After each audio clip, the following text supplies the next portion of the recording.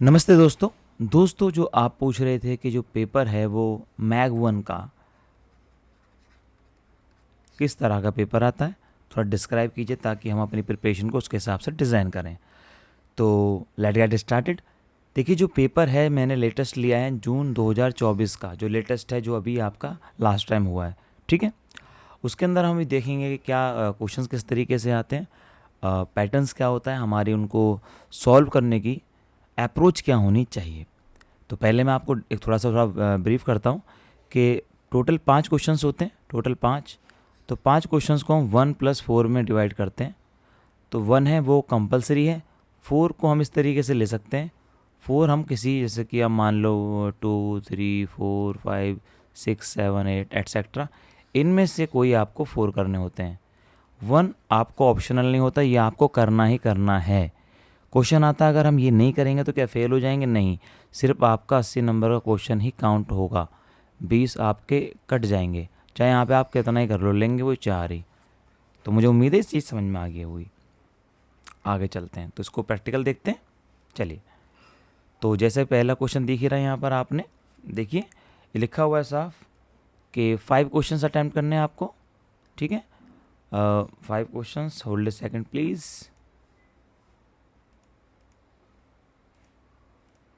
तो 5 क्वेश्चंस आपने करने हैं, और उसके अंदर जो पहला है वो कंपलसरी है, जो करना ही करना है।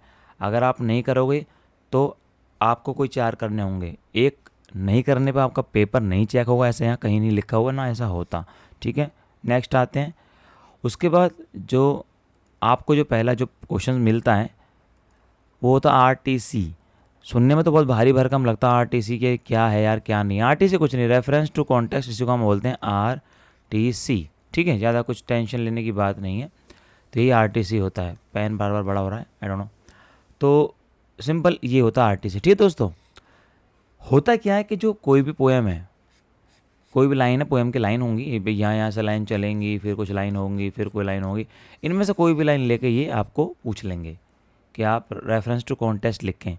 जब हम छोटी क्लास में होते थे तो लाइन के बारे में लिख देते थे, कुछ भी मैडम या टीचर बता देते थे, और राइटर के बारे में बता देते थे। यहाँ का जो फॉर्मेट है, जो बच्चों को नहीं पता, आई नो बच्चों को नहीं पता, वो बस कुछ भी लिख देते हैं, इसलिए फेल हो रहे हैं।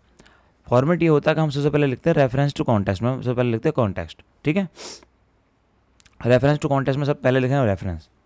ठीक है, तो रेफरेंस में हम क्या लिखते हैं कि जो एक फॉर्मेट है, the given line has been taken from the poem and the written by something. बिल्कुल एक आसान भाषा में। लेकिन जब उसको हम थोड़ा पॉलिश करते हैं तो उसमें और भी चीज़ डालते हैं कि written by the metaphysical poet या इंग्लिश पोइट, या कोई भी उसकी जो एक अच्छी बात है वो लिख के उसको साथ में हम उसको थोड़ा सा इन्हेंस करते हैं, उसकी ब्यूटी बढ़ाते हैं। उसके बाद आता है अबाउट पोइट। राइट मत लिखिएगा, और राइटर की जगह आप लिखिएगा अबाउट पोइट, राइटर मत लिखिए। पुराने ज़माने का राइटर, पोइट लिखिए। राइटर सभी हैं, जैसे ड्रामेटिस्ट बोलिए, नॉवेलिस्ट बोलिए, पोइट बोलिए, ये अच्छा वर्ड है। उसके बाद आप लिखेंगे कॉन्टेक्स्ट। कॉन्टेक्स्ट, बहुत से बच्चे पूछते हैं कॉन्टेक्स्ट क्या है। अरे देखिए, कॉन्टेक्स्ट कोई भी जिसके बारे में कोई बात हो रही है तो किसी ना किसी बारे में तो बात होती है ना। आप कोई बात कर रहे हैं और आपके एक फ्रेंड आ जाए और कुछ बोलने लगे, अरे यार ये है वो है वो है, तो आप बोलोगे भाई पता तो कर ले कॉन्टेक्स्ट का हम क्या बात कर रहे हैं। उसको लग रहा नहीं मेरी चुगली कर रहे हैं, तो वो आके आप पे गुस्सा होने लगे कि यार तुम तो मेरी चुगली करते रहते हो, लाइक दैट। तो या कोई भी कॉन्टेक्स्ट हो सकता है, कोई भी बात हो सकती है कि आप कोई भी बात कर रहे हैं, क्रिकेट की बात कर रहे हैं, कोई आने लगे कि यार तुम मेरी कुछ और बात कर रहे हो, तो आप बोलोगे पहले कॉन्टेक्स्ट के बारे में तो पता कर ले, मतलब हम क्या बात कर रहे हैं, दिस इज़ कॉन्टेक्स्ट। फिर एक्सप्लेनेशन, फिर उसको एक्सप्लेन करते हैं हम। ठीक है, एक्सप्लेनेशन की स्पेलिंग चेक कर लेना, इस एक्सप्लेन वाला नहीं, एक्सप्लेनेशन है, कोई बात नहीं, नोट्स में मेरे हैं सब। ठीक है, मैं बता भी रहा हूँ।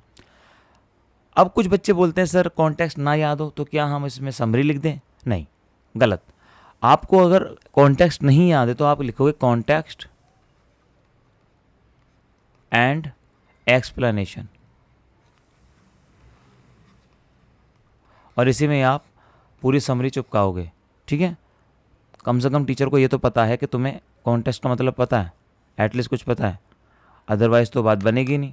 ठीक है ना, तो इस तरीके से आपको थोड़ा सा स्मार्ट प्ले करना है, नहीं तो फिर दूसरों के मार्क्स आएंगे, आपके नहीं आएंगे, राइट। उसके बाद आपको आना है नेक्स्ट पे, क्रिटिकल एप्रिशिएशन या कमेंट्स, जो कि मैं कमेंट्स से ज़्यादा बिलीव करता हूँ, या क्रिटिकल एप्रिशिएशन, कमेंट्स, मेनली तो इन्हीं को रख लीजिए। क्रिटिकल या एनालिसिस तो मुझे नहीं लगता, वो कमेंट्स में ठीक लगता है। उसके बाद आप लिखेंगे, अगर जो कि ज़रूरत पड़ती नहीं है, उसके बाद आप कंक्लूड करेंगे उसको।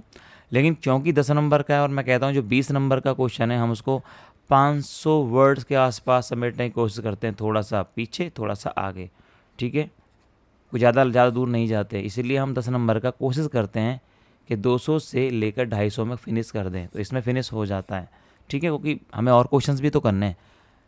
तो 200 से लेकर 250 नंबर 250 वर्ड्स का आप इसमें ख़त्म कर दीजिए, 10 में ज़्यादा इतना कुछ नहीं होता, इनमें फिनिश हो जाता है। तो मुझे पूरी उम्मीद है आपको समझ में आया होगा। हाँ, अगर आपको नोट्स चाहिए, आपको नोट्स बने बनाए चाहिए, आपके पास टाइम नहीं है, तो मेरी ऐप है KB कैंपस, उसको इंस्टॉल कर लीजिए। वहाँ सब बने बनाए नोट्स आपको बहुत ही रिजनेबल रेट में मिल जाएंगे। और अगर दिक्कत है तो मेरा नंबर है 4x9515375, ठीक है। और असाइनमेंट भी आपको मिल जाएंगे, कोई टेंशन लेने का नहीं है। खुद बनाओ, अच्छी बात, बने बनाए मिल जाएंगे बहुत रिजनेबल रेट में, कि आपको टेंशन ही नहीं है। आप बस मार्क्स को पाने की मेहनत करो, नोट्स बनाने की मतलब मेहनत मत करो कि नोट्स इकट्ठे कर रहे हैं, यहाँ से लिख रहे हैं, वहाँ से लिख रहे हैं, नहीं।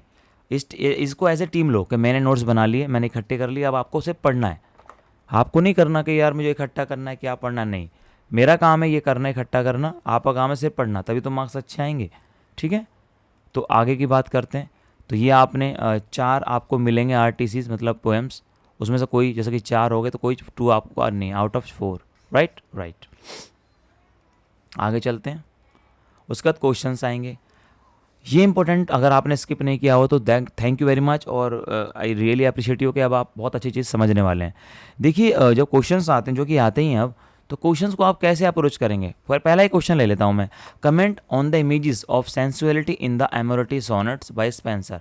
आपको स्पेंसर के बारे में पता होना चाहिए, आपको एमोरिटी सोनेट्स के बारे में पता होना चाहिए। अगर आपको नहीं पता तो आप इसके अंदर क्या करोगे, कुछ नहीं कर पाओगे। एम आई राइट। तो इसलिए जब आप शुरुआत करेंगे पढ़ने का, अभी तो मैंने बस पैटर्न बता रहा हूँ, सबसे पहले आप पोएम्स, कितनी पोएम्स हैं, हाउ मैनी, ठीक है। इंपॉर्टेंट पोएम्स की मैंने डिटेल दी हुई है, पुरानी वीडियोस में देख लीजिएगा। उसके बाद पोएम की समरी, उसके बाद पोएम पोइट्स, जो पोएम जिससे किसने पोइट्स ने लिखी है, ठीक है, पोइट्स नेम, एक स्टेप बाय स्टेप कीजिएगा। फिर पोएम की समरी,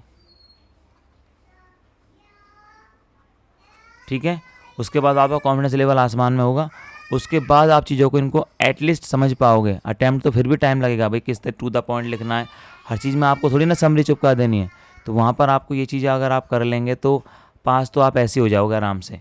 आप खुद सोचो, जब आपको ये पता ही नहीं है तो आप कैसे उम्मीद करते हो कि आप पास हो जाओगे। तो मेरा यही मानना है कि ये तो आपको बहुत ज़रूरी है करना, ठीक है ना। उसके बाद और खूबसूरत बनाने के लिए आपको थोड़ा क्रिटिकल चीज़ें भी देखनी पड़ेगी। उनकी जो मीटर है, किस मीटर में लिखा गया, राइमिंग स्कीम, ये सब बहुत सारी चीज़ें जो हमने दी हुई हैं। मैं नहीं कह रहा कि आप बहुत डीपली जाओ, बहुत ज़रूरी है, लेकिन एटलीस्ट इतना तो करोगे।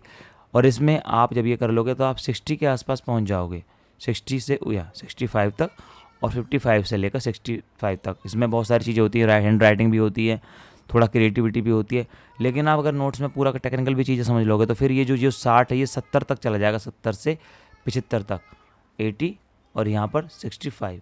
तो ये आपको थोड़ा सा आगे आपको पहुँचा देगा। मैं कहूँ कि 100% नंबर आते हैं, ये तो सब बेकार की बात है, ऐसा किसी के नहीं आते, क्योंकि इतने तो पढ़ाई करते ही नहीं पूरी साल। तो लेकिन हाँ, ये बहुत अच्छे होते हैं, क्योंकि इग्नू में तो इतने बच्चे पढ़ते भी नहीं है ना, ये बहुत अच्छे होते हैं। और आपने थोड़ा सा अपनी मेहनत कर ली, मेरे नोट्स भी कर लिए, तो यहाँ पर 75 से 80 तक मैंने मार्क्स आते देखे हैं, ठीक है। ओवरऑल तो सबके 75 तो देखे हैं, ओवरऑल किसी किसी के 80-85 भी आते हैं पर्टिकुलर सब्जेक्ट में। तो that's very great marks, I believe. तो अगर मैं अगला क्वेश्चन रैंडमली 4 उठाऊँ, comment on the element of the romanticism in Dejection and Ode. आपको ओड नहीं पता, डिजेक्शन नहीं पता, रोमांटिज्म नहीं पता, तो आप कैसे लिखोगे। तभी तो बच्चे बार बार कॉल करते हैं, हमें समझ में नहीं आता, हम क्या करें। आपको समझ में बाद में क्यों नहीं आता, पहले अगर आप समझोगे तभी तो आएगा, बाद में तो किसी को भी नहीं आया। तो आपकी अप्रोच ये होनी चाहिए। तो मैं क्लास दे रहा हूँ वो एक अलग बात है, किसी से हेल्प ले रहे हो वो एक अलग बात है, खुद पढ़ रहे हो वो एक अलग बात है, बट पूरा सिनेरियो ये कि आपको पढ़ना पड़ेगा और बेसिक चीज़ों को समझना पड़ेगा। तो मुझे पूरी उम्मीद है कि इस वीडियो में बड़ी ना हो जाए, मैं समझा पाया आपको कि आपकी अप्रोच कैसे होगी। बाकी अलग अलग वीडियोज़ की मैं लाने शुरू कर दूँगा। और KB कैंपस मेरी ऐप है, आपको बने बनाए नोट्स चाहिए तो आप वहाँ से ले सकते हैं। लाइव क्लास में नहीं दे सकता, बहुत मुश्किल है, लाइव में बहुत टाइम लग जाता है। और रिकॉर्डेड क्लास दूंगा जो भी इंपॉर्टेंट है, जो कि सपोर्टिंग वीडियोज़ हैं। अगर दिक्कत होगी आप मुझसे पूछ लीजिएगा। मेन फोकस नोट्स पर है, नोट्स बड़े इजी हैं, आप इजीली समझ लोगे, ठीक है। इसमें प्रिंटेबल और नॉन प्रिंटेबल दोनों नोट्स मिल जाएंगे आपको। प्रिंटेबल वो होते हैं जो आप प्रिंट कर पाओ, और वो फिर आपके लिए लाइफ टाइम हो गया, जो आपको हेल्प करेगा लाइफ टाइम। और नॉन प्रिंटेबल होगा जो सिर्फ ऐप में ही खुलेगा। हाँ, हमने लैपटॉप में एक्सेस दे दिया, आप लैपटॉप में पढ़ पाओगे, ठीक है। तो ऐसा नहीं स्क्रीन बड़ी बड़ी आएगी, तो ऐसे कोई इशू नहीं है, तो आप पढ़ भी पाओगे। पैसे कम है तो आप ऐसे ये भी यूज़ कर सकते हो, if you have a money than enough money, तो आप प्रिंटेबल भी ले सकते हैं, ठीक है। और मैंने तो ये भी नहीं कह रखा प्रिंटेबल है, मैंने इमेजेस वगैरह बनाई हुई है, आप आप यूज़ कर सकते हो उसको। पढ़ाई करो, मेहनत करो, और आगे नेट वगैरह के लिए भी जाओ आगे, ठीक है ना। तो थैंक यू वेरी मच, मुझे पूरी उम्मीद है आपको मैं समझा पाया। कोई भी दिक्कत हो कमेंट कीजिएगा, और लाइक और शेयर ज़रूर कीजिएगा।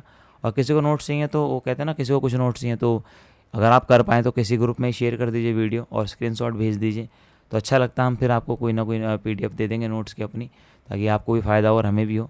तो ये तो ये मतलब ये करके आप ज़रूर स्क्रीनशॉट भेजिए। मुझे मेरी टीम ने बोला कि आप ऐसा बोला कीजिए, फ़ायदा होगा उनको भी और हमें भी, मैं ठीक है।